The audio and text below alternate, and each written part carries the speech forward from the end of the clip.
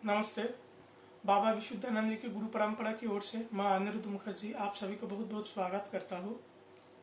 काफ़ी लोग का एक क्वेश्चन रहता है सूर्य विज्ञान के बारे में कि बाबा का किताब में वो लोग पढ़ के आए कि इंटरनेट पे पढ़ के आ रहे सूर्य विज्ञान के बारे में।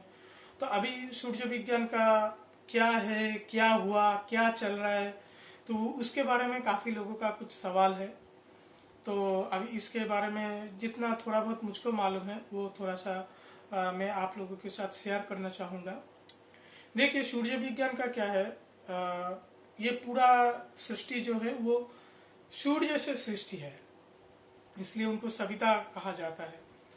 तो हमारे गुरु परंपरा में सब कुछ प्रैक्टिकल है। तो बाबा विशुद्धानंद जी भी सूर्य किरण से कैसे वस्तु का उत्पन्न होता है वो पूरा चीज़ वो दिखाते थे। तो कैसे उनके पास सोलर लेंस था। सोलर लेंस जो है वो ग्लास का नहीं, वो क्रिस्टल का होता है। ठीक है, ज्ञानगंज का जो सोलर लेंस वो क्रिस्टल का होता है और वो लेंस ऐसे उसका कटिंग होता है, ऐसे उसका डिजाइन होता है, जब सूर्य किरण वहां से जाता है तो वो स्प्लिट कर जाता है।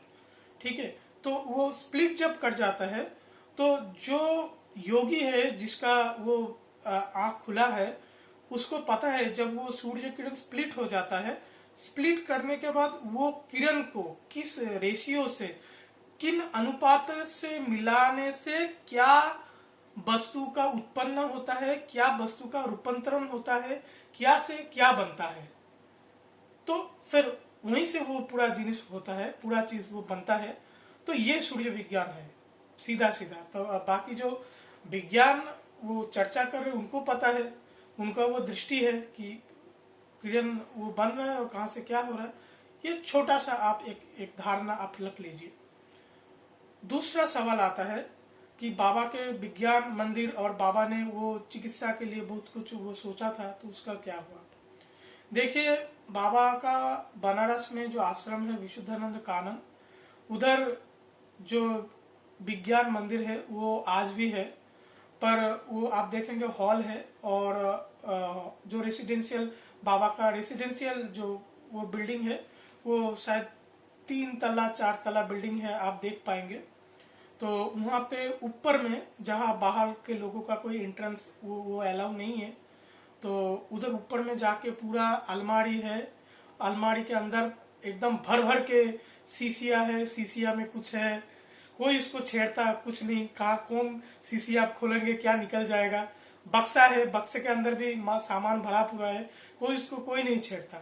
कभी उत्सव के दौरान कभी जो हमारा आश्रम जो देखते हैं वो थोड़ा सा कपड़ा लेके साफ सुथरा कर देता है, कोई इसको कोई छेड़ता नहीं, कोई कुछ नहीं करता। तो अभी विज्ञान मंदिर में सूर्य विज्ञान के लिए कोई चर्चा नहीं होता है, कुछ नहीं होता है। जो कुछ भी सामान बाबा का पड़ा हुआ है उसको साफ सुथरा करके बस उसको और कुछ नहीं करने का। तो अभी ये होता है। तो अभी हमारा जो गुरु परंपरा का बाबा विशुद्धानंद जी का चल रहा है, हमको जो गुरु जी से मिला कि आगे जो वो चलेगा उसमें जो है वो योग क्रिया है। जो योग क्रिया में थोड़ा जो कुछ है उसको लेकर हम लोग चर्चा कर रहे हैं।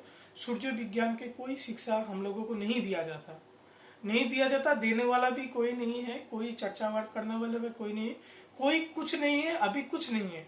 और मेरे जानकारी में भी अभी मुझे नहीं पता कोई सूर्य विज्ञान का चर्चा कर रहा है। तो अभी दूसरा सवाल ये है कि तो फिर ये विज्ञान लुप्त हो गया, अभी क्या सूर्य विज्ञान खत्म हो गया। भाई खत्म तो कभी नहीं होता है, इतना बड़ा विज्ञान। जब हमारा मास्टर इतने बड़ी इतना गुरु मंडली है बैठे हुए, तो ये कभी खत्म नहीं होगा।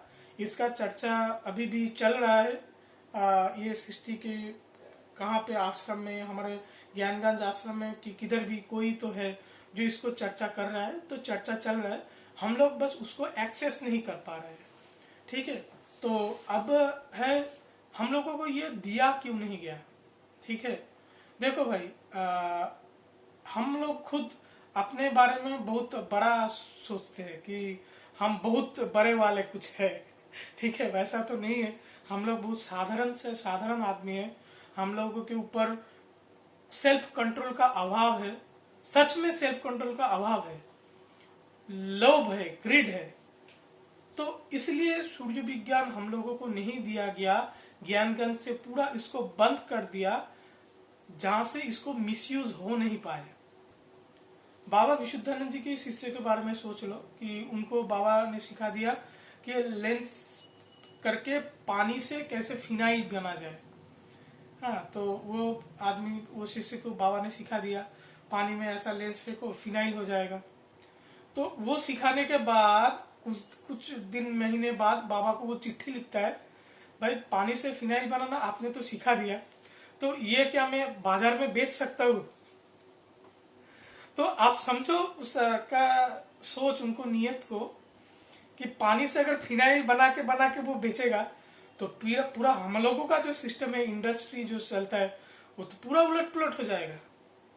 बाबा ज्ञानगंज में आप जितना भी चिट्ठी है आप देखोगे, बाबा को उनके शिष्य के लिए कितना कोसा गया कि तुम बेवकूफ हो, तुम समझते हो तुम्हारा डिसाइपल्स जो है वो बहुत बड़ा योगी बनेगा, कुछ नहीं बनेगा, तो हर कोई अपने से अपना काम तुमसे निकलवा लेगा और कोई कुछ।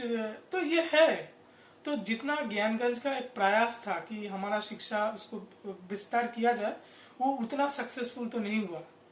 शायद बाद में कुछ हो, पर जितना उन लोगों का एक्सपेक्टेशन था उतना तो लाभ उतना कुछ नहीं हुआ। क्योंकि आप देखना, हमेशा वो चिट्ठी में ही तो सब कुछ लिखा गया। बाबा ब्रिग्राम परमहंस जी कह रहे हैं कि हम शिष्य को देखते हैं, हर शाम को जाके देखते हैं तुम्हारा कौन शिष्य क्रिया कर रहा है, कौन नहीं कर रहा है, इतना क्रिया कर रहा है, इतना क्रिया नहीं कर रहा है, इतना इन्होंने इतना झूठ बोला, ये झूठ को स्वीकारे, नहीं तो फिर उसको हम कुछ नहीं कर सकते, ऐसा वैसा वैसा वैसा बहुत कुछ आप देखोगे। तो तभी के इंसान अभी थे जो बाबा के परखे हुए डिसाइपल्स थे, उनको नियत में ही ऐसा वैसा था, तो हम लोग तो और भी आलतू फालतू है। तो इसलिए ज्ञानगंज से वो पूरा चीजों को बंद कर दिया गया कि उसको मिसयूज नहीं पाया, क्योंकि सूर्य विज्ञान से सृष्टि भी हो सकता है, ढंग से भी हो सकता है, कुछ भी हो सकता है, और हम लोग उस चीज संभालने के लिए हम लोग उतना औकात नहीं है। कितना भी हम अपने को बड़े वाले समझ ले, खुद को कुछ हर कोई समझता है, तो ऐसा नहीं है और यही वास्तव है। तो इसलिए सूर्य विज्ञान का जो चर्चा हमारे गुरु परंपरा के पूरी तरह से रद्द कर दिया है।